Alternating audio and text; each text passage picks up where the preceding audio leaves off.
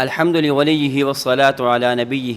أما بعد، ذكرت في الحلقة السابقة الأعمال التي نكثر في هذا الشهر، شهر محرم الحرام، والآن أذكر عدة أعمال التي يجب التجنب في شهر محرم الحرام.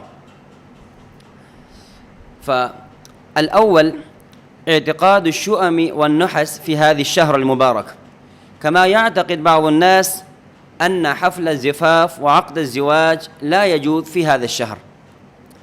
وثانيا بيان القصص الكاذبة الواهية الموضوعة المنتشرة على ألسنة الناس، كما يبين كثير من الناس الأحاديث الموضوعة بفضائل أهل البيت.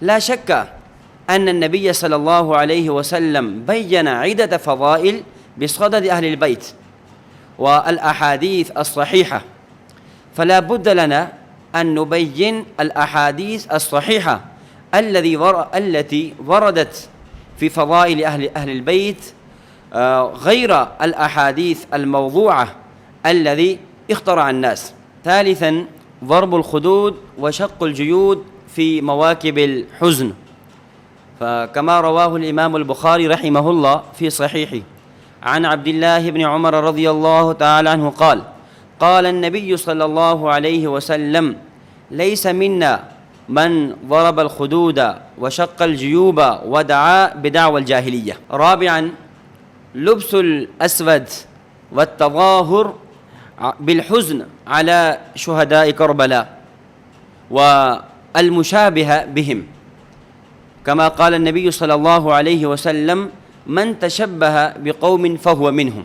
خامسا التزام الذهاب إلى المقابر وتجديدها.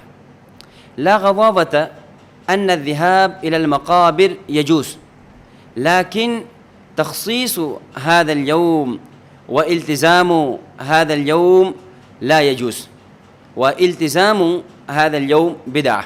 سادسا المشاركة في مواكب الحزن والتردد على الحسينيات. سابعا تخصيص أيام العاشوراء بتوزيع الماء، أي بتقسيم الماء المسمى في ديارنا سبيل، هذا كذلك لا يجوز.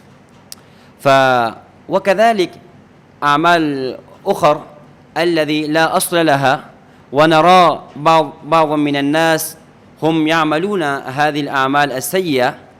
فجمع أستاذنا محمد إلياس هم حفظه الله تعالى الملقب بمتكلم الإسلام في كتاب محرم الحرام وأحكامه ومسائله، فنسأل الله تعالى أن يوفقنا الأعمال الصالحة وباعد بيننا وبين الخطايا كما باعدت بين المشرق والمغرب.